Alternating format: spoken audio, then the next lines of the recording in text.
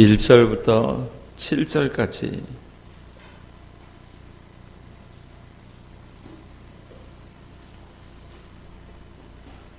원래는 다 읽어야 되는데 1절부터 7절까지만 교독합니다. 우리가 전한 것을 누가 믿었느냐? 여호와의 팔이 누구에게 나타났느냐? 그는 주 앞에서 자라나기를 연한 순 같고 마른 땅에서 나온 뿌리 같아서 고운 모양도 없고 형체도 없은즉 우리가 보기에 흠모할 만한 아름다운 것이 없도다. 그는 멸시를 받아 사람들에게 버림받았으며 간고를 많이 겪었으며 질고를 아는 자라. 마치 사람들이 그에게서 얼굴을 가리는 것 같이 멸시를 당하였고 우리도 그를 귀히 여기지 아니하였도다. 그는 실로 우리의 질고를 지고 우리의 슬픔을 당하였거늘 우리는 생각하기를 그는 징벌을 받아 하나님께 맞으며 고난을 당한다 하였노라. 그가 찔림은 우리의 허물 때문이요 그가 상함은 우리의 죄악 때문이라. 그가 징계를 받음으로 우리는 평화를 누리고 그가 채찍에 맞음으로 우리는 나음을 받았도다. 우리는 다 양 같아서 그를 행하여 각기 제 길로 가거늘 여호와께서는 우리 모두의 죄악을 그에게 감당시키셨도다. 같이 봅니다. 그가 곤욕을 당하여 괴로울 때에도 그의 입을 열지 아니하였으며 마치 도수장으로 끌려가는 어린 양과 털 깎는 자 앞에서 잠잠한 양같이 그의 입을 열지 아니하였도다. 아멘. 그가 찔림은이라는 제목으로 말씀 증거합니다. 오늘은 고난주간 중에 수요일인데 예수님의 행적을 살펴보면 수요일 날은 특별한 그런 이제 기록이 나오지 않습니다. 마태복음 26장 14절 16절, 누가복음 22장 3절에서 6절, 가룟 유다의 배신과 이제 음모가 나오고요. 이제 주님이 휴식하시고 제자들 중에 특별한 사람들에게 이제 하나님의 말씀을 가르친 것으로, 그리고 침묵하신 날입니다. 오늘 본문 이사야 53장은 고난받는 종의 노래로 불리워집니다. 이사야는 주전 764년에서 740년경 부름받은 예언자로서 이 땅에 오시는 그리스도의 생애와 죽음에 대해서 정확하게 예언하고 있습니다.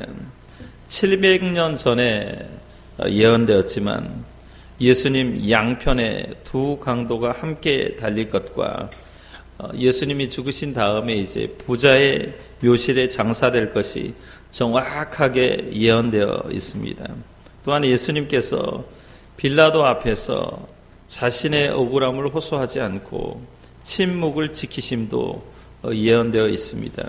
오늘 9절 말씀을 보면 그는 강포를 행하지 아니하였고 그의 입에 거짓이 없었으나 그의 무덤이 악인들과 함께 있었으며 그가 죽은 후에 부자와 함께 있었도다. 그의 무덤이 악인들과 함께 있었으며, 마태나 마가는 강도라고 표현을 했고요. 누가복음은 행악자라고 표현을 했습니다. 그리고 그가 죽은 후에 부자와 함께 있었도다.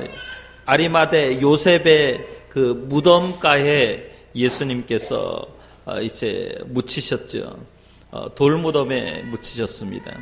7절 말씀 보면 그가 곤욕을 당하여 괴로울 때에도 그의 입을 열지 아니하였으며 마치 도살장으로 끌려가는 어린 양과 털 깎는 자 앞에서 잠잠한 양같이 그의 입을 열지 아니하였도다 라고 말씀합니다. 그러니까 예수님은 잡히시고 고난당하셨는데 침묵으로 일관하셨죠.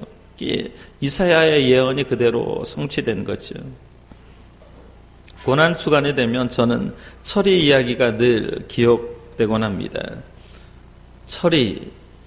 철이의 어머니는 시장에서 좌판을 열어서 장사를 하는데 얼굴에 심한 화상의 흔적이 남아 있어서 늘 한쪽으로 수건을 가리고 감고 생활을 했습니다. 철이는 그런 엄마가 못마땅했지요. 혹여라도 친구들이 알까 봐서 학교 돌아오는 길에 절대로 시장 그 어머님이 장사하시는 그 길을 지나지 않았습니다. 그런데 어느 날이었습니다. 어쩔 수 없이 이제 철이가 그 시장 골목을, 어머님이 장사하시는 그 시장 골목을 지나게 되었는데 조마조마했는데 그만 엄마의 눈과 철이의 눈이 마주쳤습니다. 철이는 애써 엄마의 눈을 외면하고 그냥 고개를 돌려버리고 말았죠. 물론 어머니가 그 모습을 봤죠.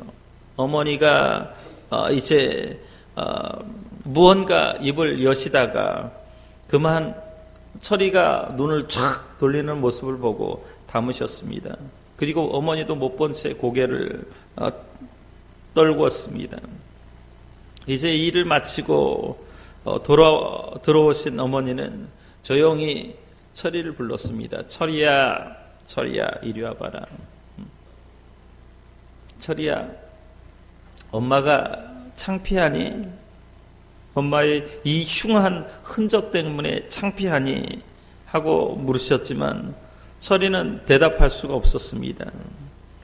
그래서 어머니는 이제 자초지종을 말씀하셨습니다. 철이야, 내가 1살 때 젖을 먹여 재우고 엄마는 밭으로 일하러 갔단다. 그런데 갑자기 동네에서 불이야!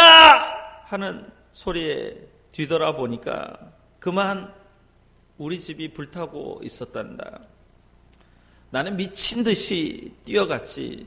그런데 이미 불은 지붕까지 타올랐고 그 누구도 집 안으로 들어갈 수 없었어.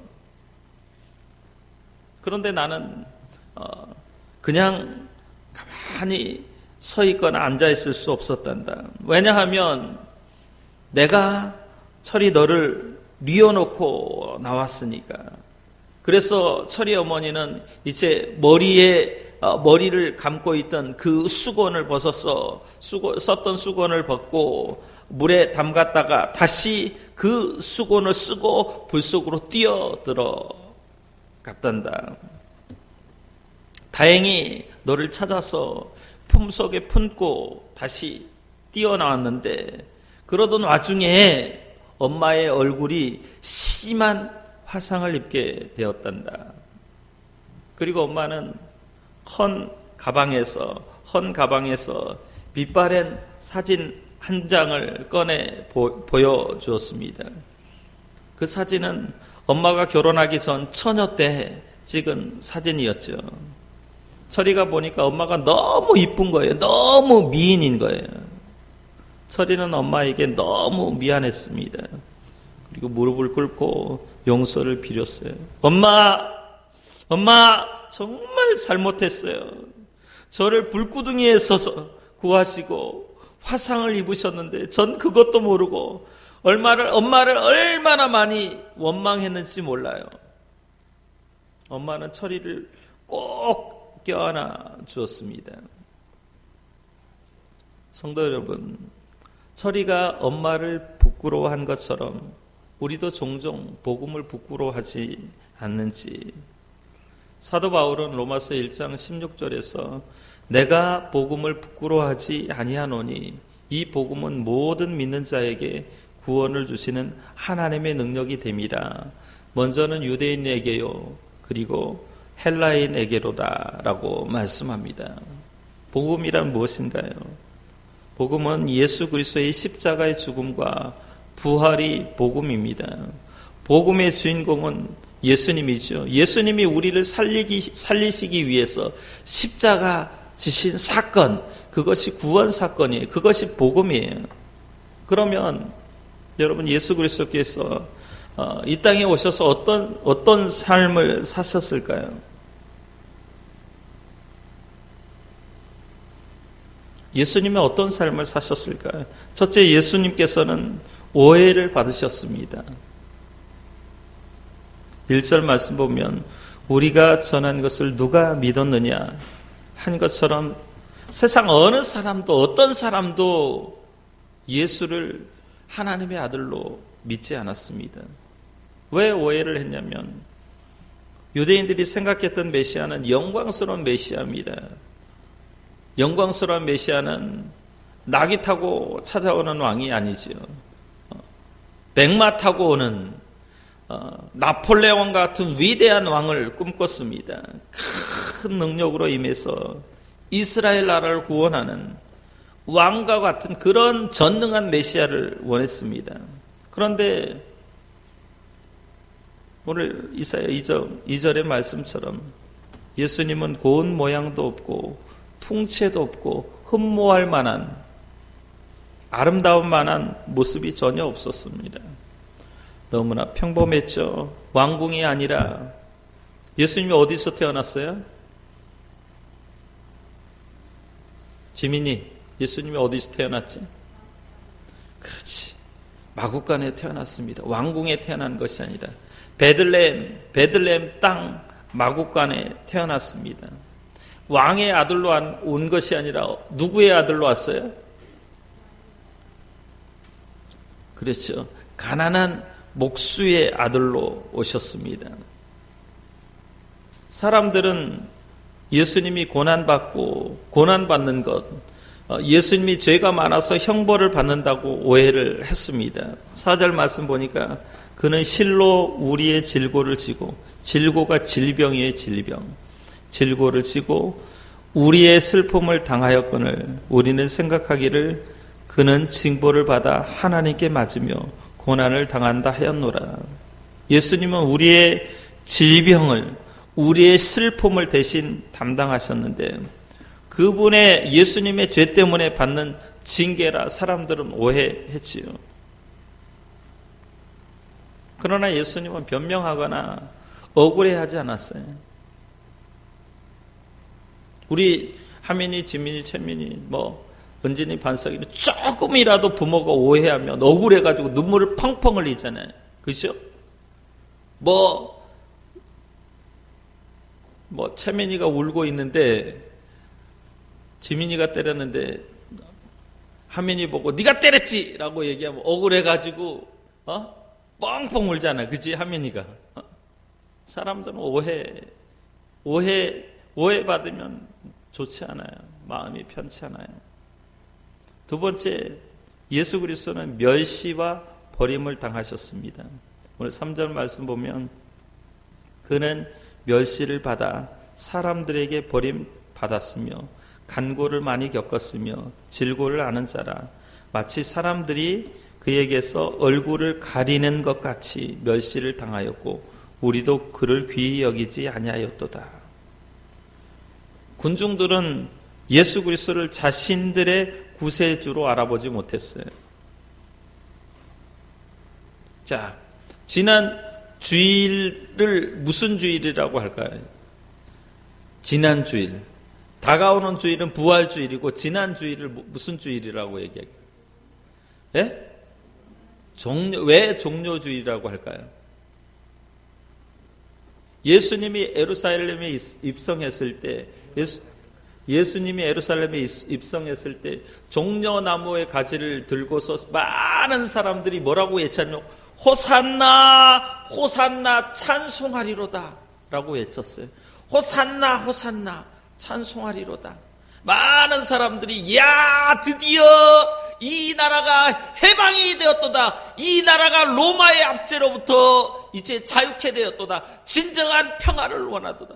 세상의 왕이 왔도다 라고 호산나 호산나 그렇게 외치던 군중들이 며칠이 못 되어서 뭐라고 얘기하냐면 바라바를 놓아주고 예수를 십자가에 못 박으라. 십자가에 못 박으소서. 예수를 십자가에 못 박으소서. 예수를 십자가에 못 박으소서. 그렇게 외쳤어요.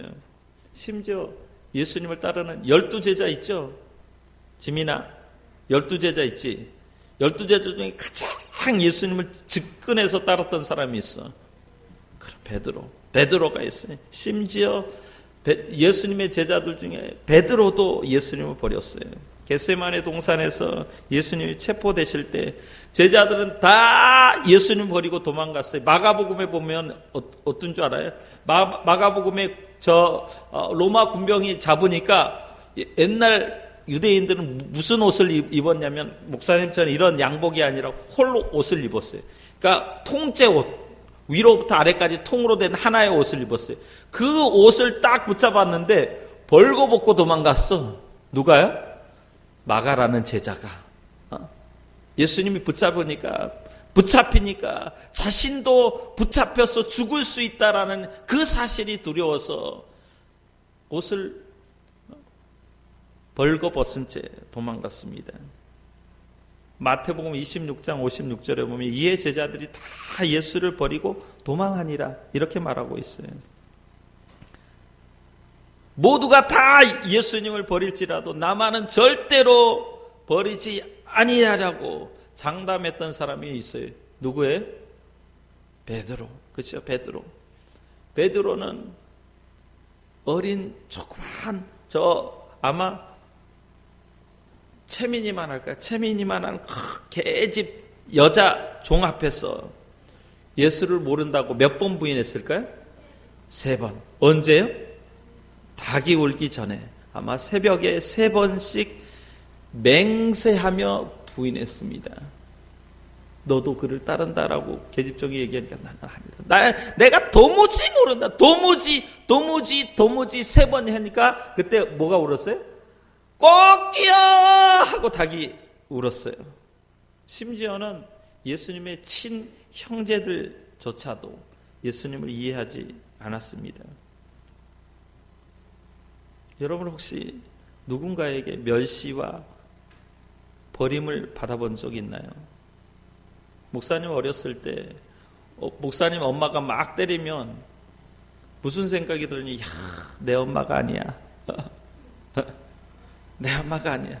우리 목사님 은진이 반석이 보니까 옛날에 미국에 갔다가 루미키보 사왔는데 그거 하면서 막 고집 부리니까 때렸는데 그때 물어보니까 뭐라고 얘기하냐면 우리 아빠가 아니야. 목사님은 실제로 엄마가 때릴 때 이건 우리 엄마가 아니야. 그래서 다리 밑에 찾아갔던 적이 있어요. 다리 밑에 내 엄마 아빠가 계시지. 옛날에 어른들은 너 다리 밑에서 주워왔다라고 얘기했거든. 지금은 얘기 안 하잖아. 목사님은 순진해가지고 너 다리 밑에서 진짜로 다리 밑에 갔다니까? 그때 다리 밑에는 거지들이 우글우글 살고 있었어요. 그래서 거지들 보고 엄마 아빠 그럴 뻔했어.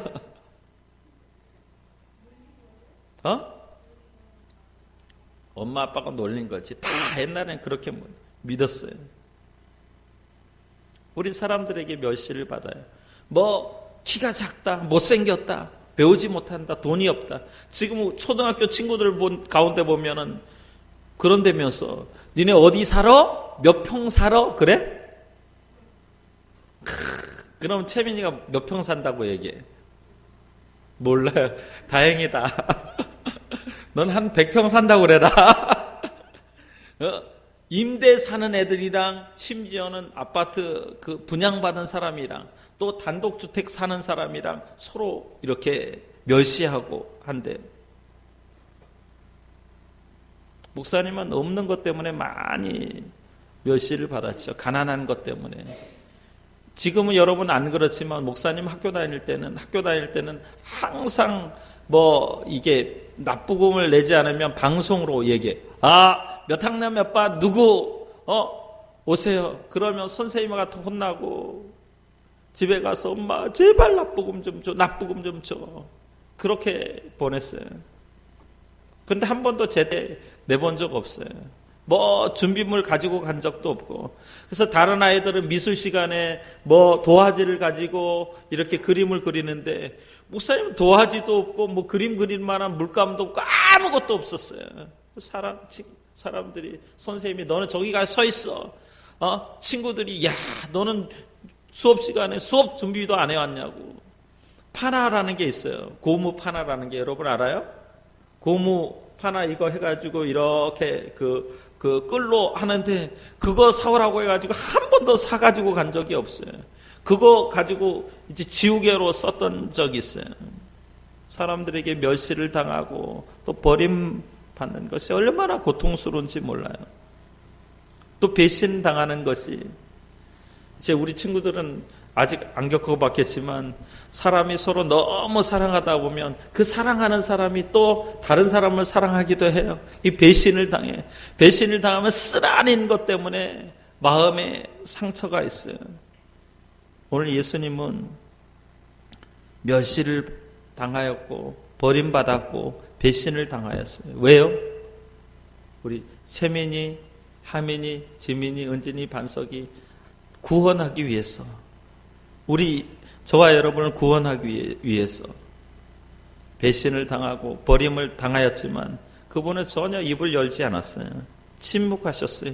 마치 도살장으로 끌려가는 어린 양처럼 털 깎는 자 앞에선 잠잠한 양같이 침묵하셨어요.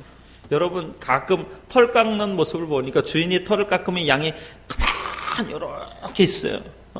이렇게 있어요. 털 착 깎도록. 아마 지민이는 머리 깎으라고 머리 다 깎아가지고 그 머리로 가발 만든다고 하면 어떻게 하겠어요?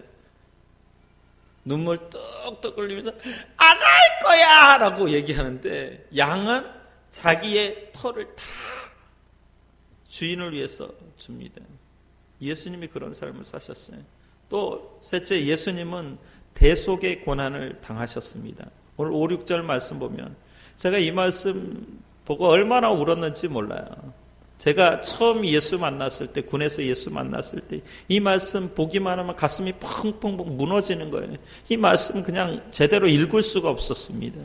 그가 찔림은 우리의 허물 때문이요 그가 상함은 우리의 죄악 때문이라. 그가 징계를 받음으로 우리는 평화를 누리고 그가 채찍에 맞음으로 우리는 나음을 받았도다. 우리는 다 양 같아서 그릇 행하여 각기 제 길로 갔거늘 여호와께서는 우리 모두의 죄악을 그에게 담당시키셨도다. 그가 누구예요? 예수님. 예수님께서 찔리신 것은 그분의 죄 때문에 그런 게 아니에요. 우리의 뭐 때문에? 허물 때문에. 허물이라는 것은 뭘 의미하냐면 하나님의 법을 어기는 것이 허물이에요. 예수님의 몸이 창에 상함은 우리의 죄악 때문이죠. 그래서 예수 그리스도는 대속의 고난을 당하셨어요. 그러니까 대리적인 형벌을 받은 거예요. 마치 지민이가 밖에 가서 도둑질하고 사람을 죽이면 어린아이이기 때문에 지금 어린아이는 현재 현행법으로 구속되지 않아요. 죽으면 누가 대신 벌을 받아야 돼? 엄마 아빠가 가서 진술서 쓰고 눈물을 흘리면서 형사님 한 번만 용서해 주세요. 내가 내 아들 잘 교육시키지 못했습니다. 검사님 2번만 용서해 주시면 제가 저놈 정말 회초리를 때려서라도 다시는 도둑질 살인 안 하도록 그렇게 만들게요. 그게 바로 대리적인 형벌을 받은 거예요. 대신 벌을 받은 거예요. 예수님께서. 그래서 우리를 속량하신 거예요. 대신 값을 지불하셔서 우리 한 사람 한 사람을 산 거예요. 여러분, 이 컵을 살려면 뭘 지불해야 돼요? 컵을 사는데 생명까지 지불할 이유는 없잖아. 돈을 지불해야지. 모든 것은 다 대가가 필요한 거예요. 우리의 여기 보면 허물, 죄악 그런 것을 용서하기 위해서는 예수님이 십자가에서 죽으셔야만 해요. 그래서 요한복음 1장 29절 말씀 보면 세례 요한은 예수님을 가리켜서 보라 세상 죄를 지고 가는 하나님의 어린 양이로다 이렇게 말씀해요. 예수님은 유월절 어린 양으로 오셨습니다. 유월절이 무슨 날인 줄 알아요? 이스라엘 백성이 이집트에서 430년 동안, 재민아, 이집트에서 몇 년 동안? 430년 동안 종살이 하다가 이제 걸출한 지도자 한 사람을 만납니다. 누구예요? 모세라는 그 지도자의 인도로 이제 이집트를 탈출하게 되는데, 그 당시에 왕이 누구였냐면 이집트의 파라오라는 왕이 있었는데, 이 파라오에게 가서 하나님이 나에게 말씀하셨는데 네가 이스라엘 백성들을 이제 다 내어 보내줘야 된다 하고 얘기하니까 안 들어요. 그래서 10가지 재앙을 주셨는데 마지막 재앙이 무슨 재앙이에요? 장자. 그러니까 장자, 사람의 모든 아들, 처음 난 아들뿐만 아니라 모든 동물의 처음 태어난 초태성도 다 죽이게 된 거예요. 하나님께서 이스라엘 백성에게 명령하셨는데 이제 어린 양을 잡아서 그 피를 집 어디에? 문설주와 안방에 바르라는 거예요. 그러면 죽음의 사자가 피를 바른 집은 뛰어넘어간다고 얘기한 거예요. 그래서 6월절에, 6월이라는 말이 넘을 유, 건널 월자예요. 그래서 재앙이 내리지 않고 넘어 지나간다라는 의미를 담고 있어요. 영어로는 패스오버라고 얘기해요. 여러분 게임할 때 뭐 낼 게 없으면 뭐라고 얘기해요? 패스라고 얘기해요. 이 패스가 뭐냐면 내 차례인데 다음으로 넘어간다는. 패스 오버라는 게 넘다예요. 넘어간다. 그러니까 이스라엘 백성의 장자는 보호받지만 이집트의 장자는 다 죽임을 당한 거예요. 이스라엘 장자가 보호받는 것은 바로 어린 양이 대신 희생되었기 때문이죠. 예수님 바로 그 6월절에 어린 양으로 오셨습니다. 우리는 다 양과 같이 목자의 음성을 외면하고 딴 길로 갔어요. 근데 여호와께서는 우리 모두의 죄악을 예수 그리스도에게 담당시키셨습니다. 그뿐 아니죠. 예수님이 징계를 받음으로 우리는 원래 하나님과 원수된 관계에 있었어요. 근데 하나님과 화목하게 되었고, 또 예수님이 채찍에 맞음으로 우리 영혼의 상처가 치료받고 육신의 질병이 치료받았어요. 베드로전서 2장 4절에 보면 친히 나무에 달려 그의 몸으로 우리 죄를 담당하셨으니 이는 우리로 죄에 대하여 죽고 의에 대하여 살게 하려 하심이라. 그가 채찍에 맞음으로 너희는 나음을 얻었나니, 이렇게 말씀합니다. 그러니까 예수 그리스도의 죽음이 대속적인 죽음이 되었고, 또 우리의 죄를 씻고 우리의 인생을 변화시킨 거예요. 그 아들 예수의 피가 우리를 모든 죄에서 깨끗하게 하실 것이라고 말씀합니다. 뿐만 아니라 예수 그리스도는 자신을 철저히 희생하셨어요. 우리가 읽지 않았지만 10절 말씀 보면 그의 영혼을 속건 제물로 드리기에 이르며 이라고 말씀하시고, 또 12절 말씀 보면 이는 그가 자기 영혼을 버려 사망에 이르게 하며라고 말씀해요. 그러니까 예수님은 자신을 버리심으로 우리를 살리신 거예요. 마치 철이의 어머니처럼 자신을 희생하심으로 그 철이의 아들을 살린 것처럼 예수님은 자신의 몸을 던져서 저와 여러분을 살리셨습니다. 그 십자가가 상징하는 게 뭐냐면 십자가는 맞교환의 장소예요. 자, 예전에 돈이 생기기 전에는 화폐가 없어서 모든 것들을 다 물물 교환을 했어요. 농부가 농사를 열심히 지어가지고 쌀을 가지고 나가면 어부는 고기를 잡아서 생선을 가지고 나와 서로 동일한 가치로 맞교환을 했습니다. 이게 물물 교환이라는 거예요.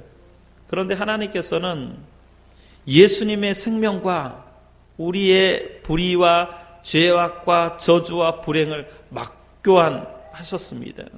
그래서 예수님은 죽고 우리는 살아나셨습니다. 빌립보서 2장 8절에 보면 자기를 낮추시고 죽기까지 복종하셨으니 곧 십자가의 죽으심이라. 이렇게 예수님의 희생을 설명하는데, 이제 우리도 예수 그리스도를 본받아 나만을 위한 이기적인 삶이 아니라 타인을 위한 이타적인 삶으로 나가야 됩니다. 이웃 사랑의 정신으로. 이 고난 주간에 예수님을 깊이 묵상하십시오. 그리고 그분이 사랑하셨던 영혼들을 향해 나가십시오. 이를 통해 예수 그리스도의 남은 고난을 채워가는 저와 여러분들 되시기를 예수 이름으로 축원합니다. 예수 그리스도는 오해를 받으셨고 예수 그리스도는 멸시와 버림을 당하셨습니다. 또 대속의 고난을 당하셨죠. 철저히 자신을 희생하셨는데 우리 모두가 정말 이 고난 주간에 주님의 고난에 참여함으로 하나님의 큰 은혜를 경험하는 귀한 시간 되시기를 예수 이름으로 축원합니다. 감사합니다. 기도합니다.